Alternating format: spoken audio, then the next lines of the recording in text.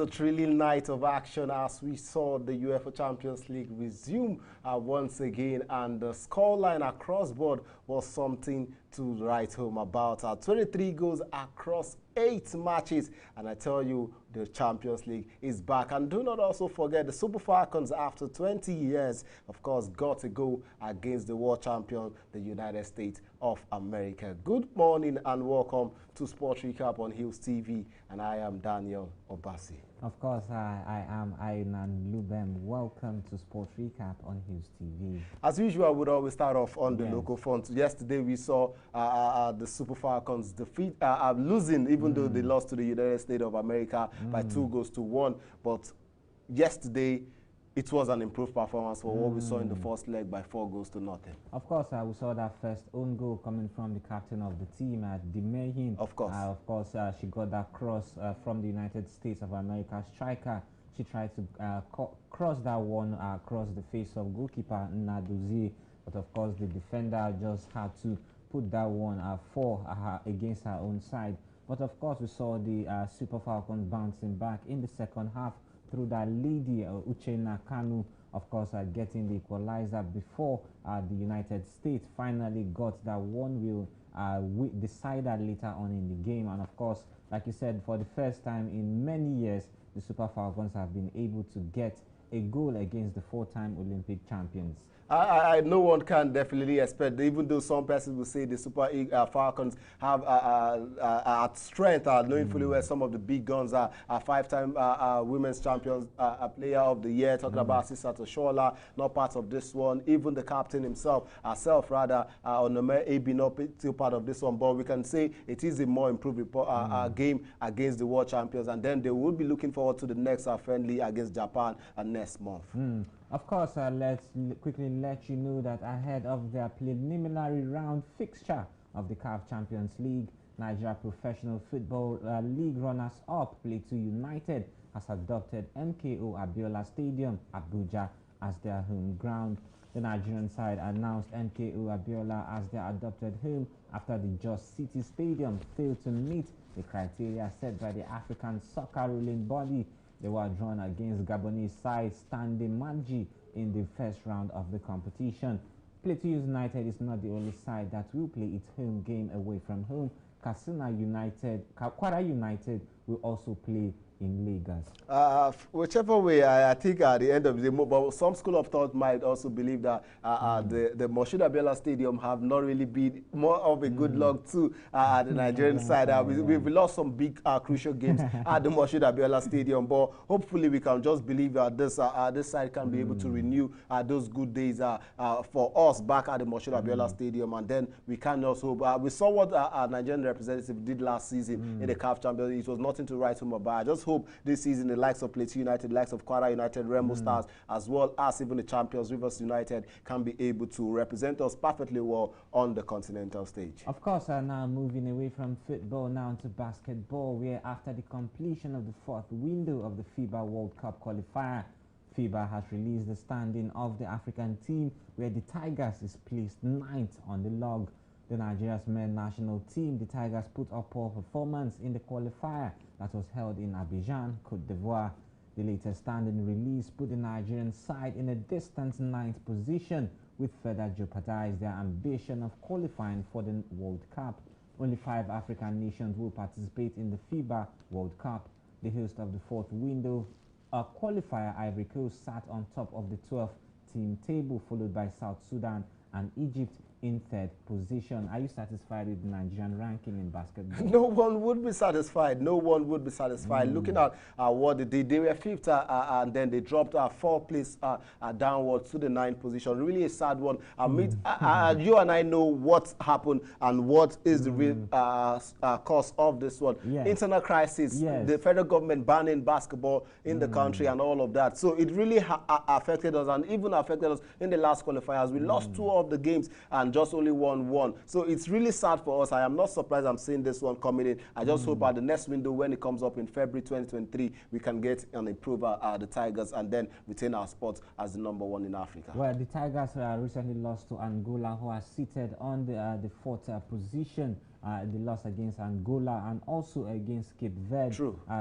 Teams like this, a very, very shocking one for teams like that to beat the Tigers, but like you said, due to internal crisis. And of course, moving to boxing, where British-born Nigerian Anthony Joshua has accepted the challenge of WBC heavyweight champion Tyson Fury after the latter called him out on social media on Monday, challenging the boxer to a December Battle of Britain.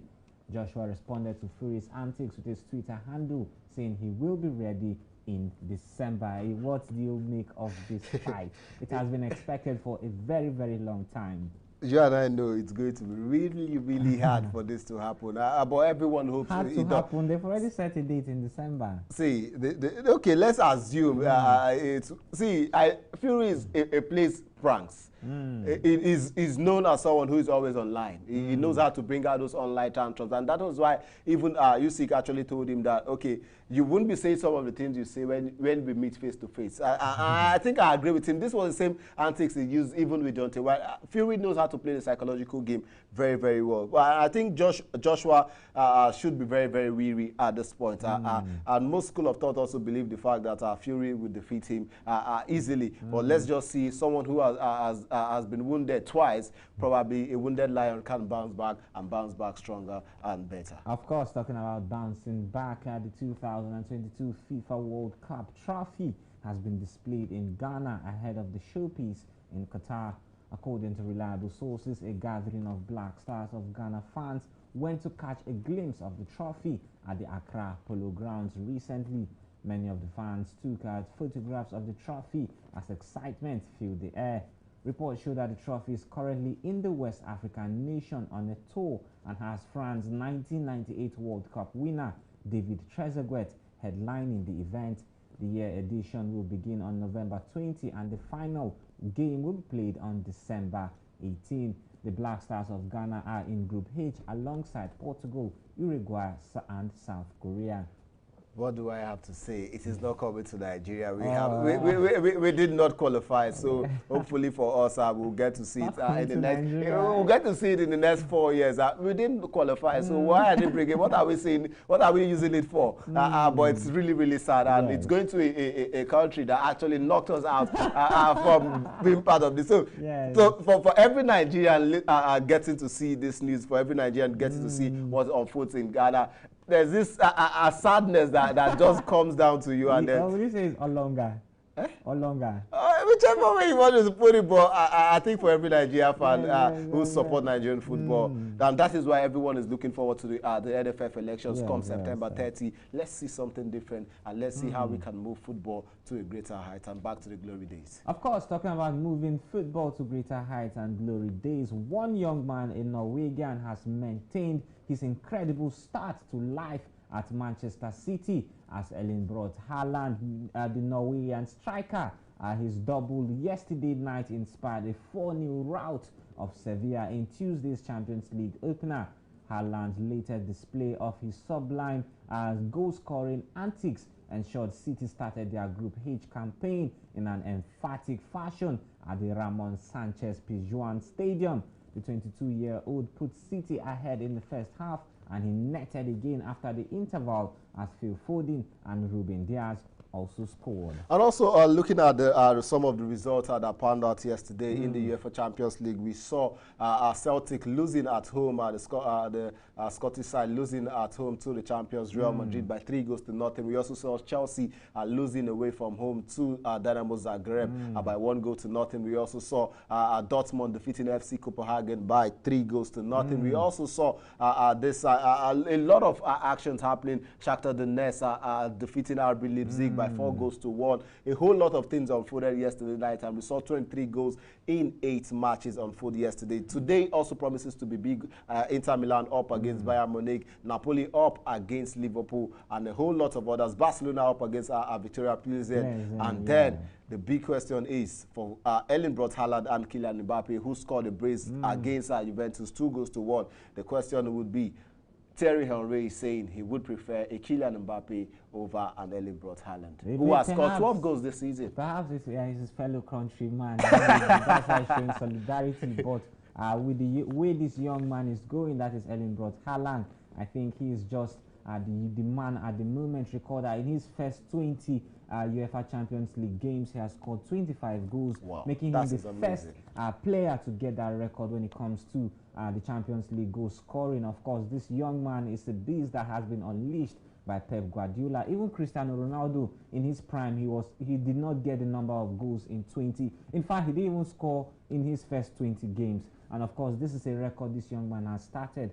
And of course, we hope to see the very, very best of him at Manchester City. All right, we hope to see the very best of him. But this is where we draw the curtain of the show this lovely Wednesday morning. Join us next time, where we would be relieving all of the actions as we see the Champions League continue in match day 1 for 2022-2023 season. Until we come your way next time, I still remain Daniel Obasi. And I am Aidan Luben. Thank you for watching.